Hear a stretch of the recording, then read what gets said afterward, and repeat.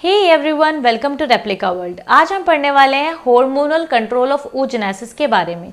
तो चलिए शुरू करते हैं।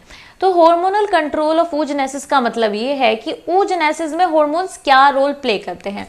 तो यहाँ पर हम देख रहे हैं, ये एक फ्लो चार्ट है। यहाँ पर आपको बहुत सारी चीज़ें देखने को मिल रही हैं, बहुत सारे आपको हार्मोन्स भी यहाँ पे देखने को मिल रहे होंगे। तो आइए इनको एक एक करके देखते हैं कि होता क्या है। तो जब ये प्रोसेस चल रही होती है oogenesis की, जब ये प्रोसेस चल रही होती है फीमेल के अंदर oogenesis की फॉलिक्यूल बनने की, तब उस टाइम पे क्या होता है, एक हार्मोन होता है गोनाडोट्रोपिन रिलीजिंग हार्मोन। हाइपोथैलेमस जो है, हाइपोथैलेमस एक हार्मोन सिक्रीट करता है गोनाडोट्रोपिन रिलीजिंग हार्मोन। ठीक है, जब एक्चुअली में ठीक है जो हमारा oogenesis होता है वो चल रहा होता है, फॉलिकल्स लगातार डेवलप हो रहे होते हैं, उस दौरान हाइपोथैलेमस ज्यादा से ज्यादा कॉन्सेंट्रेशन में गोनाडोट्रोपिन रिलीजिंग हार्मोन को रिलीज करता है। क्या करता है? गोनाडोट्रोपिन रिलीजिंग हार्मोन को रिलीज करता है। गोनाडोट्रोपिन रिलीजिंग हार्मोन, जैसे कि इसके नाम से पता चलता है कि जो गोनाडोट्रोपिन होते हैं, यानी हार्मोन जो गोनाडोट्रोपिन होते हैं, उनको रिलीज करवाने का ये काम करता है। तो GnRH फिर स्टिमुलेट करता है हमारे एंटीरियर पिट्यूटरी को। किसको स्टिमुलेट करता है? एंटीरियर पिट्यूटरी को। और एंटीरियर पिट्यूटरी इसके इन्फ्लुएंस में आके दो हार्मोन सिक्रीट करती है, FSH और LH। ठीक है, FSH क्या होता है? Follicle stimulating hormone. और LH क्या होता है? Luteinizing hormone. तो एंटीरियर पिट्यूटरी इन दोनों को सिक्रीट करती है।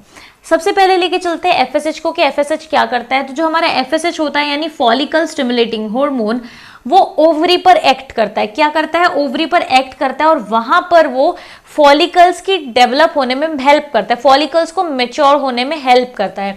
साथ साथ में जो oocyte होता है उसको भी मेच्योर करने में ये हेल्प करता है। तो मैच्योरेशन में हेल्प करता है हमारा FSH।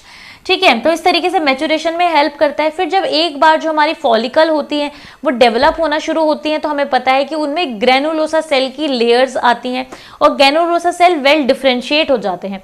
जब ग्रेनुलोसा सेल वेल डिफरेंशिएट हो जाते हैं तो क्या करते हैं, ग्रेनुलोसा सेल्स जो होते हैं वो सिक्रीट करना स्टार्ट कर देते हैं एक हार्मोन को, जो कि होता है एस्ट्रोजन। क्या होता है? एस्ट्रोजन। तो जो ग्रेनुलोसा सेल्स होते हैं फॉलिकल्स के, वो एस्ट्रोजन सिक्रीट करना शुरू कर देते हैं। अब जो हमारा एस्ट्रोजन हार्मोन होता है, एस्ट्रोजन का कॉन्सेंट्रेशन धीरे धीरे ओवरी में बढ़ने लग जाता है। ठीक है, एस्ट्रोजन का कॉन्सेंट्रेशन धीरे धीरे ओवरी में हमारे सिस्टम में बढ़ने लग जाता है।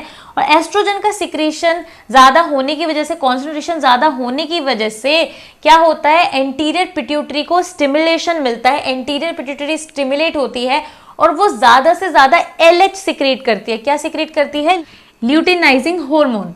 तो ल्यूटिनाइजिंग हार्मोन का कॉन्सेंट्रेशन भी अब धीरे धीरे क्या होता है, बढ़ने लगता है। तो एस्ट्रोजन का ज्यादा कॉन्सेंट्रेशन और LH का ज्यादा कॉन्सेंट्रेशन होने की वजह से क्या होता है, जो ओव्यूलेशन है वो हो जाता है। LH और एस्ट्रोजन की सिक्रीशन ज्यादा होने की वजह से, उनका कॉन्सेंट्रेशन होने की वजह से जो हमारा ओवम होता है वो ग्राफियन फॉलिकल से रिलीज हो जाता है, ओव्यूलेशन हो जाता है। ठीक है, अब एस्ट्रोजन का कॉन्सेंट्रेशन क्योंकि बहुत ज्यादा बढ़ रहा है हमारी बॉडी में, इस वजह से क्या होता है, एस्ट्रोजन इनहिबिट करता है FSH के सिक्रीशन को। यानी एस्ट्रोजन की वजह से FSH का सिक्रीशन रुक जाता है और GnRH के सिक्रीशन पे भी फर्क पड़ता है। ठीक है, GnRH के सिक्रीशन को भी वो इनहिबिट करता है। तो इस तरीके से हम बोल सकते हैं जो हमारा एस्ट्रोजन है वो क्या कर रहा है, नेगेटिव फीडबैक दे रहा है। यानी ये क्या है इस प्रोसेस का, ये है नेगेटिव फीडबैक कंट्रोल। जहां पर जिसकी वजह से एस्ट्रोजन सिक्रीट हुआ था उनको ही एस्ट्रोजन ने इनहिबिट कर दिया, तो इसको हम लोग बोलते हैं नेगेटिव फीडबैक कंट्रोल। तो एस्ट्रोजन से FSH और GnRH का जो सिक्रेशन है वो इनहिबिट होगा। साथ साथ में अभी जो हमारा LH है, जो ल्यूटिनाइजिंग हार्मोन है, ये क्या करता है, जैसे ही ओव्यूलेशन हो गया, ओव्यूलेशन होने के बाद ग्राफियन फॉलिकल रप्चर हो गई। तो अब ग्राफियन फॉलिकल जो अब रप्चर हो चुकी है उसको कॉर्पस ल्यूटम में चेंज करने में हेल्प करता है हमारा ल्यूटिनाइजिंग हार्मोन। ठीक है, तो ल्यूटिनाइजिंग हार्मोन कॉर्पस ल्यूटम बनाने में हेल्प करता है रप्चर्ड ग्राफियन फॉलिकल से। तो एक बार कॉर्पस ल्यूटम बन जाती है तो कॉर्पस ल्यूटियम फिर सिक्रीट करना शुरू कर देते हैं, यानी कॉर्पस ल्यूटियम के सेल्स सिक्रीट करना शुरू कर देते हैं एक और हार्मोन को, जो होता है हमारा प्रोजेस्टेरोन। क्या होता है? प्रोजेस्टेरोन। तो प्रोजेस्टेरोन कौन सिक्रीट करता है? कॉर्पस ल्यूटियम के सेल्स।